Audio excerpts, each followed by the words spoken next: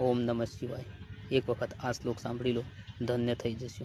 ओम सौराष्ट्र सोमनाथं च श्रीशैलमल्लिकार्जुनम् उज्जैन्यां महाकालम् ओंकारममलेश्वरम् परल्यां वैद्यनाथं च डाकिन्यां भीमशङ्करम् सेतुबन्धे तु रामेशम् नागेशं दारुकावने वाराणस्यां तु विश्वेशम् त्र्यम्बकं गौतमीतटे हिमालये तु केदारम् भुस्मेशं च शिवालये एतानि ज्योतिर्लिङ्गानि सायं प्रातः पठेन्नरः सप्तजन्मकृतं पापं स्मरणेन विनश्यति।